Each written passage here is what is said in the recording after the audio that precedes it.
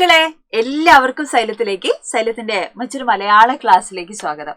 അപ്പൊ ഇന്ന് നമ്മള് ഗോത്രഭാഷയെ കുറിച്ചാണ് നമ്മൾ പഠിക്കുന്നത്. കെത്തളു എന്ന പാഠഭാഗവുമായി ബന്ധപ്പെട്ട് നമ്മൾ ഗോത്രഭാഷയെ കുറിച്ച് നമ്മൾ ഡിസ്കസ് ചെയ്തിരുന്നു അല്ലെ. അപ്പൊ എന്താണ് ഗോത്രഭാഷ? പ്രധാനപ്പെട്ട ചില ഗോത്ര കവികളൊക്കെയാണ് നമ്മൾ ഈ വീഡിയോയിൽ നമ്മൾ ഡിസ്കസ് ചെയ്യാൻ പോകുന്നത്. അപ്പൊ വളരെ പ്രധാനപ്പെട്ട ഒരു വീഡിയോ തന്നെയാണ്. അപ്പൊ നിങ്ങൾ മാക്സിമം ഫ്രണ്ട്സിനൊക്കെ ഷെയർ ചെയ്ത് കൊടുക്കണം. അപ്പൊ ഞാൻ എപ്പോഴും നിങ്ങളോട് പറയാറുണ്ട്, പരീക്ഷയ്ക്കായി നിങ്ങൾക്ക് ആവശ്യമുള്ള പാഠങ്ങളൊക്കെ എന്ത് ചെയ്യണം, മക്കൾ കമന്റ് ചെയ്യണം എന്നൊക്കെ പറഞ്ഞിരുന്നു. കേരള പാഠാവലിയോ അതേപോലെ നമുക്ക് പഠിക്കണം എന്നൊക്കെ പറഞ്ഞിരുന്നു.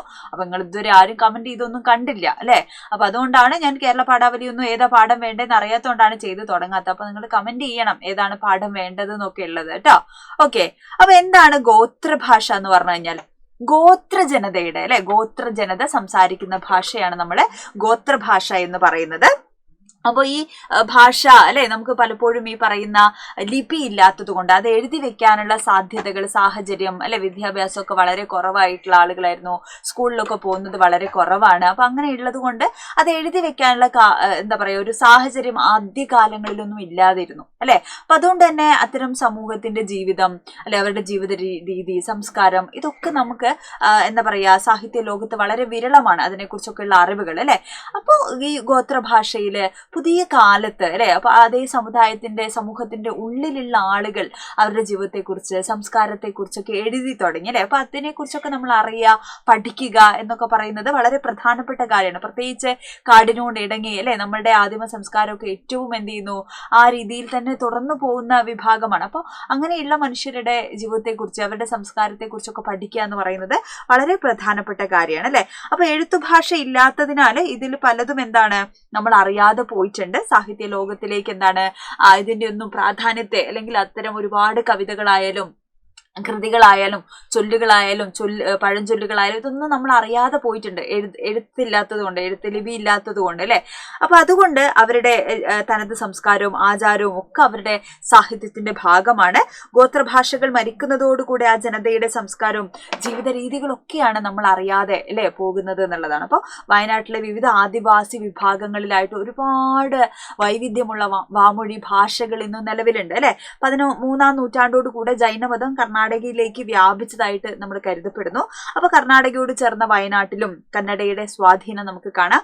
ഈ സ്വാധീനം ആദിവാസി ഗോത്ര ഭാഷകളിൽ നമുക്ക് കാണാൻ പറ്റുന്നതാണ്. കന്നഡ ഭാഷയുടെ അംശം മിക്ക ഗോത്ര ഭാഷകളിലും എന്താണ് കലർന്നിട്ടുണ്ട് എന്നുള്ളതാണ്. ഓക്കെ, അപ്പൊ ഇങ്ങനെ എരവ് അല്ലെങ്കിൽ അടിയാൻ എന്നിവർ എന്നറിയപ്പെടുന്ന റാവുളർ സംസാരിക്കുന്ന കർണാടകയിലെയും കേരളത്തിലെയും ദ്രാവിഡ ഭാഷയാണ് എന്ത് റാവുള ഭാഷ എന്ന് പറയുന്നത്. അപ്പൊ ഈ റാവുള ഭാഷയിലാണ് നമുക്ക് പഠിക്കാനുള്ള കെത്തളു എന്ന് പറയുന്ന പാഠഭാഗം എഴുതിയിരിക്കുന്ന ഭാഷ. ഏത് ഭാഷയാണ്? റാവുള ഭാഷയാണ്. ഇത് എരവ് അല്ലെങ്കിൽ അടിയാൻ എന്നറിയപ്പെടുന്ന റാവുളർ സംസാരിക്കുന്ന ഭാഷയാണ്. ഓക്കെ, കർണാടകത്തിലെയും കേരളത്തിലെയും ദ്രാവിഡ ഭാഷയാണ് റാവുള ഭാഷ. വയനാട്ടിൽ ഈ ഭാഷ സംസാരിക്കുന്ന ആളുകളുണ്ട് എന്നുള്ളതാണ് കേട്ടോ. പ്രശസ്ത സാമൂഹ്യ പ്രവർത്തക ദയാഭായ് മുഖ്യ വേഷത്തിൽ അഭിനയിച്ചിട്ടുള്ള കാന്തൻ എന്ന് പറയുന്ന ചലച്ചിത്രം ഈ റാവുള ഭാഷയിലാണ് അവതരിപ്പിച്ചിട്ടുള്ളത്. അതിൽ ഈ റാവുള ഭാഷയാണ് സംസാരിക്കുന്നത്. അതേപോലെ ആദ്യകാല ആദിവാസി രാഷ്ട്രീയ തടവുകാരിൽ ഒരാളായിട്ടുള്ള PK കരിയന്റെ ആത്മകഥയുടെ പേര് ഒരു റാവുളന്റെ ആത്മകഥ എന്നാണ്. അപ്പൊ ഈ റാവുള ഭാഷ ഇന്ന് പ്രബലമായ രീതിയിൽ എന്താണ് കൃതികൾ എഴുതി വരുന്ന അല്ലെ ഒരു ഭാഷയാണ്. ഈ ഭാഷയിലാണ് എന്ത് ചെയ്തിരിക്കുന്നത് നമുക്ക് പഠിക്കാനുള്ള കെത്തളു എന്ന് പറയുന്ന പാഠഭാഗം എഴുതിയിരിക്കുന്നത്. അപ്പൊ ആ ഭാഷയുടെ ഗോത്രഭാഷ എന്താണ് റാവുള ഭാഷ എന്ന് പഠിച്ചിരിക്കേണ്ടത് വളരെ പ്രധാനപ്പെട്ടതാണ്. ഇനി 2-3 കവികളെ നമുക്ക് ഈ ഗോത്രഭാഷയിൽ എഴുതിയിട്ടുള്ള അല്ലെ കവികളെ നമുക്ക് പരിചയപ്പെടാം. അതിലൊന്ന് പ്രകാശ് ചന്ദളം എന്ന് പറയുന്ന കവിയാണ്. ഒരുപാട് കവിതകൾ എന്ത് ചെയ്തിട്ടുണ്ട്, പ്രകാശ് ചന്ദളം എഴുതിയിട്ടുണ്ട്. അപ്പോൾ അദ്ദേഹം ഒരു ഗോത്ര കവിയാണ്. അദ്ദേഹം എന്താണ് 31 വയസ്സായപ്പോഴേക്കും അദ്ദേഹം 300-ലധികം കവിതകൾ എഴുതിയിട്ടുള്ള ആളാണ് പ്രകാശ് ചന്ദളം എന്ന് പറയുന്ന കവി. 7-ാം ക്ലാസ്സിൽ അദ്ദേഹത്തെ കുറിച്ചുള്ള ഒരു പാഠഭാഗം നമുക്ക് പഠിക്കാനുണ്ട്. മറ്റൊരു എഴുത്തുകാരി ധന്യ വേങ്ങച്ചേരി എന്ന് പറയുന്ന എഴുത്തുകാരിയാണ്. മാവിരൻ തുളു എന്ന് പറയുന്ന ഗോത്രഭാഷയിലാണ് അവർ കവിത എഴുതിയിട്ടുള്ളത്. ചിറ്റമ്മയുടെ വീടിന് മുകളിൽ ചോദിച്ച് തൂങ്ങി മരിച്ച കശുമാവുണ്ട്. ആ മരത്തിനടിയിൽ വിറക് കൊത്താൻ ചെന്നു വരുമ്പോൾ കുമ്പയും വെള്ളച്ചിയും പിറകിൽ തന്നെ ഉണ്ടാകും. മുറുക്കാൻ തിന്ന് നാരയും നരയും പെരുക്കിയും കുഴച്ചും ചെയ്യുമ്പോൾ അവരെല്ലാം പറയും അല്ലെ. ഇതാണ് ഗോത്രഭാഷയിലെ ടീച്ചർ, അതിന്റെ ട്രാൻസ്ലേഷൻ ആണ് വായിച്ചിട്ടുള്ളത്. അപ്പൊ ധന്യ വേങ്ങച്ചേരി എന്ന് പറയുന്ന എഴുത്തുകാരി മലയാള കവിയാണ്. മാവിലൻ തുളു എന്ന് പറയുന്ന ഗോത്രഭാഷയിലും എഴുത്തുകാരി കവിതകൾ എഴുതാറുണ്ട്. ഗോത്ര സ്ത്രീകളുടെ ജീവിതമാണ് ധന്യയുടെ കവിതകളിലുള്ള മുഖ്യ പ്രമേയമായിട്ട് കടന്നു വരുന്നത്. തുളുവിലാണ് കവിതകൾ എഴുതിയിട്ടുള്ളത്. ലിപി ഇല്ലാത്തതിനാല് അതിന് മലയാള ലിപി ഉപയോഗിച്ചാണ് എന്ത് ചെയ്തത് അവരും കവിതകൾ എഴുതുന്നത്. നമ്മുടെ സുകുമാരൻ ചാലികതയും അതുപോലെ തന്നെയാണ്. റാവുള ഭാഷയ്ക്കും ലിപിയില്ല അല്ലെ, അപ്പൊ അതുകൊണ്ട് മലയാളത്തിലാണ് അത് എഴുതുന്നത് എന്നുള്ളതാണ്.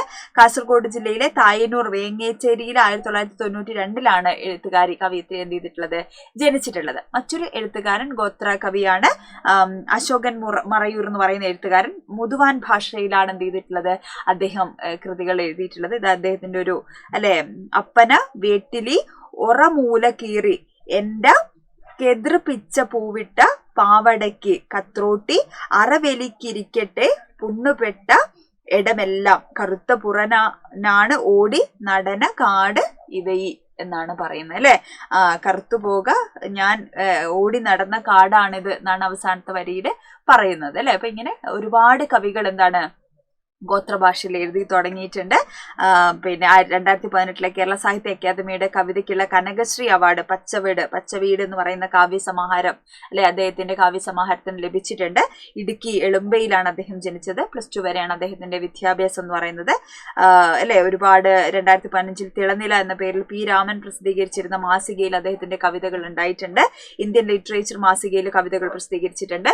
ഗോത്ര കവിതകളെ പ്രതിനിധീകരിച്ച് നിരവധി നാഷണൽ ഇന്റർനാഷണൽ സെമിനാറുകളിലൊക്കെ പങ്കെടുത്തിട്ടുള്ള ആളാണ് ആര് അശോകൻ മറയൂർ എന്ന് പറയുന്ന കവി. മുതുവാൻ ഭാഷയിലാണ് ഗോത്രഭാഷയിലാണ് അദ്ദേഹം കവിതകൾ എഴുതിയിട്ടുള്ളത് എന്നുള്ളതാണ് കേട്ടോ. അപ്പൊ ഈ ഗോത്രഭാഷ എന്ന് പറയുന്നത് നമ്മൾ മാറ്റി നിർത്തേണ്ട ഭാഷയൊന്നും അല്ല അല്ലെ. അപ്പൊ ആ ഒരു ഭാഷയെ കുറിച്ച് പഠിക്കാനും അല്ലെ അത്തരം ഭാഷയില് അല്ലെങ്കിൽ സമൂഹത്തിൽ ഭാഷ എന്ന് പറയുന്നത് എന്താണ് ഒരാളുടെ സംസ്കാരമാണ് അല്ലെ. നമ്മുടെ മാതൃഭാഷയാണ് എന്ത് ചെയ്യുന്നത് നമ്മളുടെ സംസ്കാരം ക്യാരക്ടർ ഫോർമേഷൻ ഒക്കെ ഉണ്ടാക്കുന്നത് എന്നുള്ളത് നമ്മൾ പഠിച്ചിട്ടുള്ളതാണ് അല്ലെ. അപ്പൊ ഓരോ ഗോത്രഭാഷയ്ക്കും എന്താണ് അതിൻ്റെതായിട്ടുള്ള പ്രാധാന്യമുണ്ട് എന്നാണ് ഈ കവിതകളൊക്കെ നമ്മളെ ഓർമ്മപ്പെടുത്തുന്നത്. അപ്പോൾ ഗോത്രഭാഷയെക്കുറിച്ച് റാവുള ഭാഷയെക്കുറിച്ച് ഒക്കെ എന്താണ് ഡീറ്റെയിൽ ആയിട്ട് തന്നെ നമ്മൾ പഠിക്കണം. കാരണം പരീക്ഷയ്ക്ക് ഒരു 7 മാർക്കിന്റെ ചോദ്യം അല്ലെ ഒക്കെയാണ് ഇതുമായി ബന്ധപ്പെട്ട് വരുന്നതെങ്കിൽ നമുക്ക് ഇത്തരത്തിലുള്ള ഇൻട്രൊഡക്ഷൻ ഒക്കെ കൊടുക്കാൻ നമുക്ക് അത്തരം ഭാഷയെക്കുറിച്ചൊക്കെ നമ്മൾ അറിഞ്ഞിരിക്കേണ്ടത് വളരെ പ്രധാനപ്പെട്ടതാണ്. റാവുള ഭാഷ എന്താണെന്നുള്ളത് മനസ്സിലാക്കി തന്നെ വെക്കുക കേട്ടോ. അപ്പോൾ ഇനി വളരെ കുറച്ച് ദിവസങ്ങളാണ് നമുക്ക് ക്രിസ്മസ് എക്സാമിലേക്ക് നമുക്ക് ബാക്കിയുള്ളത് അല്ലേ. അപ്പോൾ എന്താണ് നിങ്ങളുടെ അവസ്ഥ? മക്കൾ പഠിച്ചു തുടങ്ങിയോ? പഠിച്ചു തുടങ്ങിയോ? നിങ്ങൾ എവിടെ എത്തി പഠിച്ചു തുടങ്ങിയിട്ട്? നിങ്ങള് നാളെ മതി മറ്റന്നാൾ മതി എന്ന് പറയുന്ന ഈ മാറ്റി നിർത്തലുകൾ ഇപ്പോഴും നിങ്ങൾ തുടരുന്നുണ്ടോ? അപ്പൊ ഞാൻ 1-2 കാര്യങ്ങൾ പറഞ്ഞിട്ട് ടീച്ചർ കുറച്ച് കാര്യങ്ങളൊന്ന് ഓർമ്മപ്പെടുത്താം. നിങ്ങളെ ഉപദേശിച്ച് എന്താ പറയുക ബോറടിപ്പിക്കുകയാണെന്നൊന്നും വിചാരിക്കരുത്. അപ്പൊ നമ്മൾ ടീച്ചറാണെങ്കിൽ പോലും പഠിക്കുന്ന സമയത്ത് നാളെ പഠിക്കാം മറ്റന്നാൾ പഠിക്കാം എന്നൊക്കെ പറഞ്ഞ് നമ്മളിങ്ങനെ കാര്യങ്ങൾ മാറ്റി വയ്ക്കും. എന്നിട്ടോ പരീക്ഷന്റെ അവസാനം അല്ലെ അവസാനത്തോട് അടുക്കുമ്പോൾ നമുക്ക് സമയം ഉണ്ടാവില്ല. അപ്പൊ നമ്മൾ ആലോചിക്കും അയ്യോ കുറച്ചുകൂടെ നേരത്തെ പഠിക്കായിരുന്നു അല്ലെ എന്നൊക്കെ പറഞ്ഞാൽ നമുക്ക് സങ്കടാവും പിന്നെ അല്ലെ. ആ പശ്ചാത്താപം ഉണ്ടല്ലോ. പിന്നെ പഠിക്കായിരുന്നു നല്ല സമയം ഉണ്ടായിട്ടും എനിക്ക് ഒരുപാട് സാഹചര്യങ്ങൾ ഉണ്ടായിട്ടും എനിക്കിപ്പോൾ ക്ലാസ്സുകൾ കാണാനുള്ള എന്താ പറയുക അവസരങ്ങൾ ഉണ്ടായിട്ടും ഞാനത് ഉപയോഗിച്ചില്ലല്ലോ, എനിക്ക് പഠിക്കാൻ പറ്റിയില്ലല്ലോ അല്ലെ എന്ന് പറയുന്ന ഒരു പശ്ചാത്താപം ഉണ്ടല്ലോടാ. നമ്മൾ ശ്രമിക്കാത്തതുകൊണ്ടുള്ള ഒരു പശ്ചാത്താപം അതിന് ഭയങ്കര പെയിൻ ആയിരിക്കും അല്ലെ, ഭയങ്കര സങ്കടമായിരിക്കും. അത് ഭയങ്കര റിഗ്രറ്റ് ഉണ്ടാക്കുന്ന ഒരു സാധനമാണത്. അപ്പൊ എന്തിനാ നമ്മൾ അങ്ങനെ ഒരു ആവശ്യമില്ലാത്ത ഒരു പെയിനൊക്കെ നമ്മൾ എടുക്കേണ്ട ആവശ്യമുണ്ടോ? എനിക്കറിയാം. അപ്പൊ നമുക്ക് ടെക്സ്റ്റ് ബുക്ക് മാറി ക്വസ്റ്റ്യൻ പാറ്റേൺ മാറി ഇതൊക്കെ ബുദ്ധിമുട്ടുള്ളതാണ് അല്ലെ. നമ്മളത് പഠിച്ചല്ലേ പറ്റുള്ളൂ ഇടാ. അങ്ങനെ ഭയങ്കര ബുദ്ധിമുട്ടൊന്നുമില്ല. നിങ്ങളുടെ പ്രായത്തിലുള്ള എല്ലാ കുട്ടികളും കടന്നു പോകുന്ന ഒരു ഫേസാണ് അല്ലെ. അപ്പൊ നമ്മൾ ഭയങ്കര ബുദ്ധിമുട്ടായിട്ടൊന്നും എടുക്കണ്ട. പക്ഷെ ഇതൊക്കെ യാഥാർത്ഥ്യമാണ്. ടെക്സ്റ്റ് മാറിയിട്ടുണ്ട്, ക്വസ്റ്റ്യൻ പാറ്റേൺ മാറിയിട്ടുണ്ട് എന്ന് വിചാരിച്ച് നമ്മൾ പഠിക്കാണ്ടിരിക്കാൻ പറ്റുമോ? നമ്മൾ തോറ്റുപോയാൽ നമുക്ക് മാർക്ക് കുറഞ്ഞു കഴിഞ്ഞാൽ അതിൻ്റെ റെസ്പോൺസിബിലിറ്റി ഏറ്റെടുക്കാൻ ആരും വരൂല. അത് നമ്മളുടെ മാത്രം റെസ്പോൺസിബിലിറ്റിയാണ്. നമ്മളുടെ ഫ്യൂച്ചർ എന്ന് പറയുന്നത്, നമ്മളുടെ ലൈഫ് എന്ന് പറയുന്നത് അത് നമ്മളുടെ മാത്രം ഉത്തരവാദിത്തമാണടാ കേട്ടോ. അതെത്ര മോശമായാലും അതെത്ര അടിപൊളിയായാലും അതിൽ നമുക്ക് മാത്രമാണ് റെസ്പോൺസിബിലിറ്റി ഉള്ളത്. ഓക്കെ. അപ്പം അത് ഇനിയെങ്കിലും നമ്മൾ മനസ്സിലാക്കണം. നമ്മൾ നാളത്തേക്ക് മാറ്റി വെക്കാതെ ഇപ്പം തന്നെ അല്ലേ. ഇപ്പം ഇന്ന് സൺഡേ ആണ്. അപ്പം ഇന്ന് തന്നെ എന്ത് ചെയ്യുക, നമ്മൾ പഠിച്ചു തുടങ്ങാം. പഠിച്ചൊക്കെ മറന്നു പോയിക്കോട്ടെ, വീണ്ടും പഠിക്കുക നമ്മൾ അല്ലേ. ഇപ്പം നമ്മളൊരു ശ്രമം നടത്തുക. നമ്മൾ ശ്രമിച്ചിട്ട് നമുക്ക് മാർക്ക് കിട്ടിയില്ലെങ്കിൽ പോട്ടെ, നമ്മളൊന്നും ശ്രമിക്കാതെ നമുക്ക് മാർക്ക് നഷ്ടമാവുന്നത്, നല്ലൊരു സ്കൂളിൽ സീറ്റ് കിട്ടാതാവുന്നത് അല്ലേ, അതൊക്കെ നമ്മളുടെ ഈ നല്ല സ്കൂളിൽ സീറ്റ് കിട്ടേണ്ടത് നമുക്ക് ഇഷ്ടമുള്ള വിഷയം പഠിക്കേണ്ടതൊക്കെ പ്രാധാന്യം എന്താന്ന് പറഞ്ഞു കഴിഞ്ഞാൽ അതിനനുസരിച്ചാണ് +1 +2 പഠിക്കുന്നതിനനുസരിച്ചാണ് എന്ത് ചെയ്യുന്നത്, നമ്മൾ ഇനി എന്ത് കോഴ്സ് പഠിക്കണം, അതിനുശേഷം നമ്മൾ ഹയർ സ്റ്റഡീസിന് എന്തിനു പോകണം എന്നൊക്കെ തീരുമാനിക്കുന്നത് തീർച്ചയായും നമ്മളെ +1 +1 ആണ്, +2 ആണ്. ഈ +1 +2 എന്തെടുക്കണം എന്ന് തീരുമാനിക്കുന്നത് നമ്മളെ 10ാം ക്ലാസ്സിലെ മാർക്കാണ് അല്ലേ. അതൊരുപാട് വർഷം കഴിഞ്ഞ് നമ്മൾ റിയലൈസ് ചെയ്തിട്ട് വല്ല കാര്യമുണ്ടോ? ഇല്ല. അപ്പോൾ പഠിച്ചു തുടങ്ങേണ്ട സമയമൊക്കെ അതിക്രമിച്ച് കഴിഞ്ഞു. ഡിസംബർ അല്ലേ 15-ാം തീയതി നമ്മളുടെ പരീക്ഷ അല്ലേ എന്ത് ചെയ്തിരിക്കുന്നു, അനൗൺസ് ചെയ്തിരിക്കുന്നു. അപ്പോൾ പഠിച്ചു തുടങ്ങണം. ഇപ്പോൾ കുറച്ച് പാഠങ്ങളൊക്കെയാണ് നമുക്ക് അല്ലേ സെക്കൻഡ് ടേമിൽ എക്സാമിന് നമുക്ക് വേണ്ടത്. അപ്പോൾ അത്രയും പാഠങ്ങളൊക്കെ എന്ത് ചെയ്യുക, നമ്മൾ പഠിക്കുക അല്ലേ, അടിപൊളിയായിട്ട് അത് തറുവായിട്ട് പഠിക്കുക. പിന്നെയും ദിവസങ്ങൾ മാത്രമാണ് പബ്ലിക് എക്സാമിലേക്കുള്ളത്. അപ്പോൾ ദിവസങ്ങൾ ഇങ്ങനെ പോയിക്കൊണ്ടിരിക്കും അല്ലേ. നമ്മൾ നാളെ നീളെ എന്ന് മാറ്റി വെച്ച് നാളെ തുടങ്ങാം, മറ്റന്നാൾ തുടങ്ങാം എന്നൊക്കെ പറഞ്ഞിട്ട് അത് വലിച്ചു നീട്ടി കൊണ്ടുപോയി കഴിഞ്ഞാൽ എന്ത് ചെയ്യും, അത് ഭയങ്കരമായിട്ടുള്ള വേദന അല്ലെ, കുറ്റബോധം നമ്മളുടെ ഉള്ളിലുണ്ടാക്കും. അപ്പോൾ അങ്ങനെയുള്ളൊരു കുറ്റബോധത്തിനൊന്നും ഒരിക്കലും നമ്മൾ എന്ത് ചെയ്യരുത്, ഒരു ഇടയുണ്ടാക്കരുത്. അത് അല്ലെ മൊമെന്റ് റൈറ്റ് നൗ എന്ത് ചെയ്യുക, നമ്മൾ പഠിച്ചു തുടങ്ങുക എന്നുള്ളതാണ് കേട്ടോ. അത് നാളത്തേക്ക് മറ്റന്നാളത്തേക്ക് മാറ്റി യാതെ വളരെ സിസ്റ്റമാറ്റിക് ആയിട്ട് അല്ലെ ഒരു ടൈം ടേബിളൊക്കെ സെറ്റ് ചെയ്ത് അല്ലെ നമ്മൾ എന്ത് ചെയ്യുക, നമുക്ക് പറ്റുന്ന രീതിയിൽ എന്ത് ചെയ്യുക, ബുദ്ധിമുട്ടുള്ള വിഷയങ്ങൾ ഏതാണെന്നൊക്കെ നമ്മൾ തന്നെ മനസ്സിലാക്കി പഠിച്ചു തുടങ്ങേണ്ടതാണ്.